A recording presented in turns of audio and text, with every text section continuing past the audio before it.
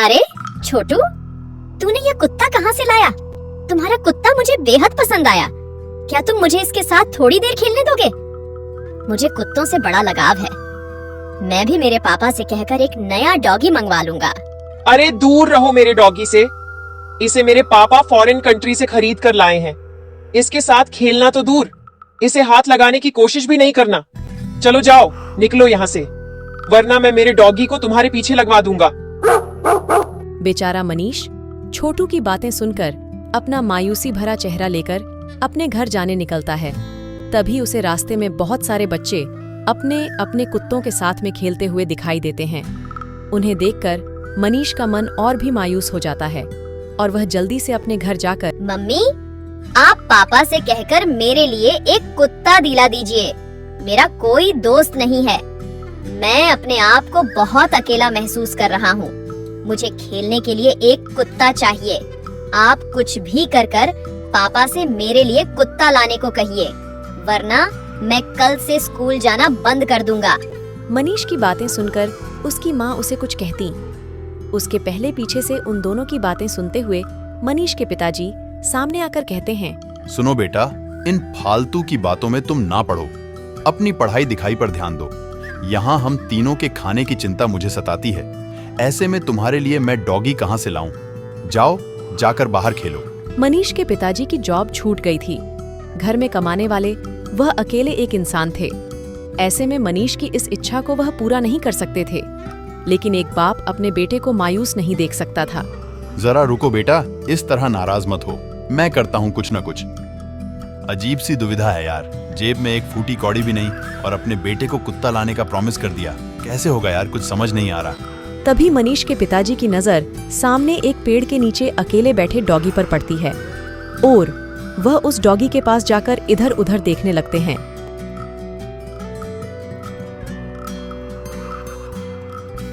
अरे इतने सुंदर डॉगी को कोई ऐसे इस सुनसान जगह पर अकेला कैसे छोड़ सकता है?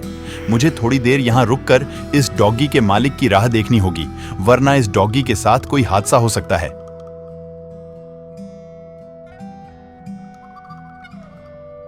थोड़ी देर उस डॉगी के मालिक की राह देखकर मनीष के पिताजी फिर परेशान होकर उसे अपने साथ अपने घर लेकर चले आते हैं।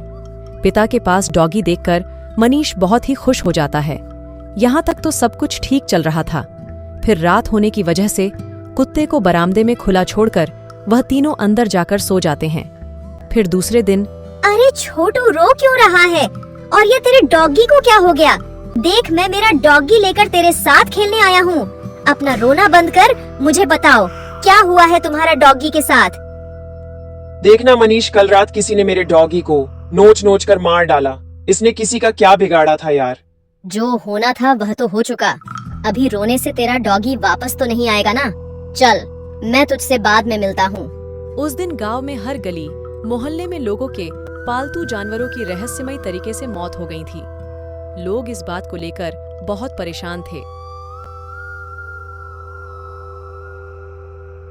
सरपंच, तुम्हें क्या लग रहा है, कौन होगा जो गांव के लोगों के पालतू जानवरों को इस तरह से नोच नोच कर मार रहा है?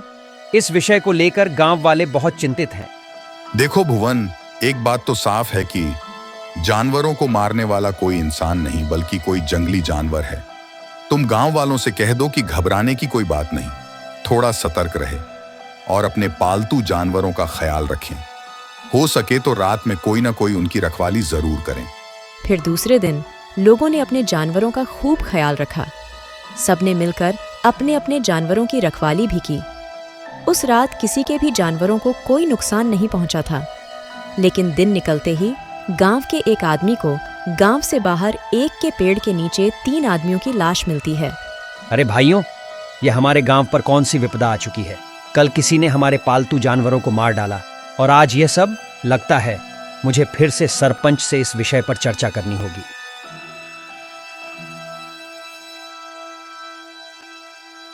सुनो सरपंच, अब बात हम इंसानों तक आ पहुंची है। हमें कुछ ना कुछ तो करना ही पड़ेगा। मुझे तो लगता है कि यह को भूतिया शक्ति का काम है। तुम एक काम करो भुवन, गांव में सबको जाकर बता दो कि रात में कोई भी घर से बाहर ना निकले। मैं तब तक पंडित जी से जाकर मिलता हूँ। उनसे इस विषय पर चर्चा कर कुछ ना कुछ हल निकाल ही लेंगे।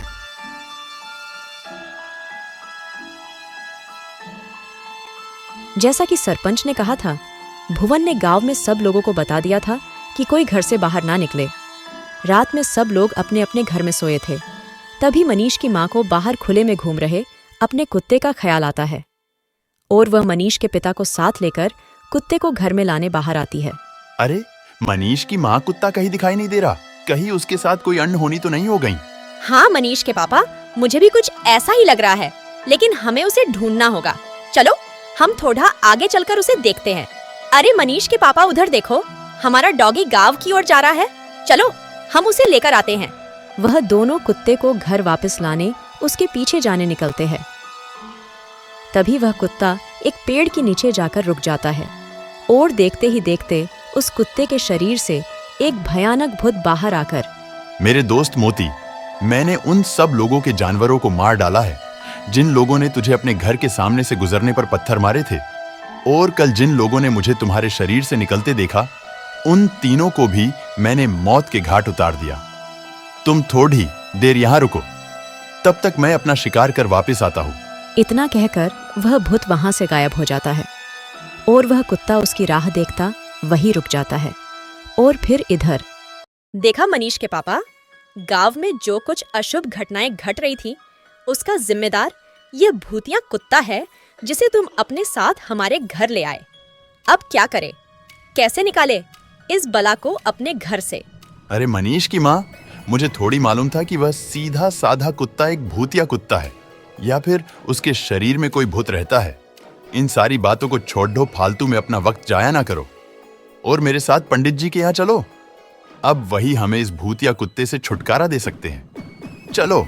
फिर वह दोनों जल्दी से पंडित जी के यहाँ जाकर पहुँचते हैं, जहाँ सरपंच पहले से ही मौजूद थे। मनीष का पिता पंडित से सारी घटना बयान करता है। तुम दोनों बिल्कुल चिंता ना करो, मैं सारी बात समझ चुका हूँ। तुम अभी के अभी अपने घर जाओ और उस कुत्ते को ऐसा दिखाओ कि जैसा कुछ हुआ ही नहीं, और कल सवेरा होते ही तुम उसे यहाँ लेकर आओ। लेकिन ध्यान रहे, उस कुत्ते के अंदर के भूत को इस बात की भनक ना पहुंचे कि तुम्हें उसके बारे में पता है, और वैसे भी वह तुम्हारा कुछ नहीं बिगाड़ सकता क्योंकि तुमने उस कुत्ते को पनाह दी है। अब जाओ, अपने घर चले जाओ। पंडित की बातों को सुन मनीष के माता पिता अपने घर लौट आते हैं।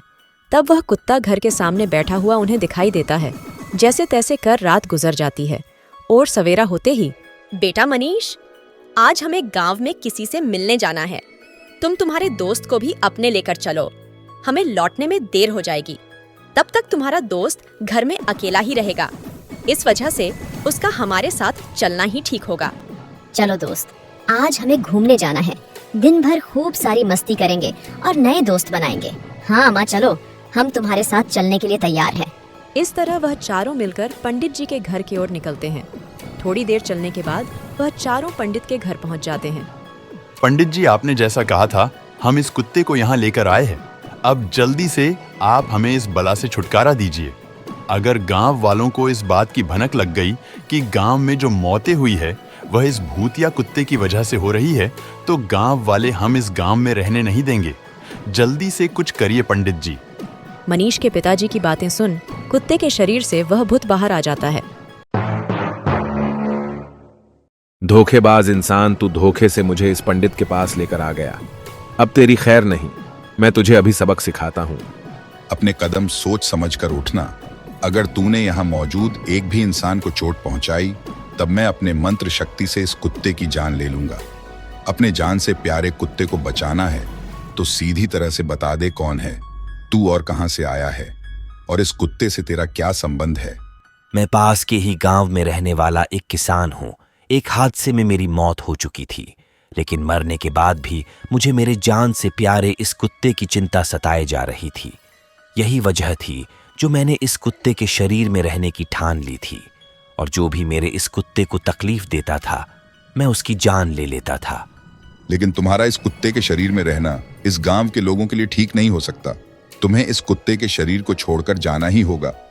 यदि तुम मेरी बात नहीं मानते तो मैं तुम्हें और तुम्हारे कुत्ते को अभी जलाकर भस्म कर दूंगा। नहीं नहीं पंडित जी, इसमें मेरे कुत्ते का कोई दोष नहीं है, और ये छोटा मनीष मेरे कुत्ते से बहुत प्यार करता है। जिस तरह मैं करता था, अब मुझे उसकी चिंता करने की कोई जरूरत नहीं। अब मैं खुशी खुशी उसका शरीर छोड़कर जा रहा हूँ। बेटा मनीष, मेरे इस कुत्ते का ध्यान रखना और इसी तरह इसे प्यार करते रहना। अब मैं यहाँ से चलता हूँ, फिर लौट के कभी यहाँ वापस नहीं आऊंगा।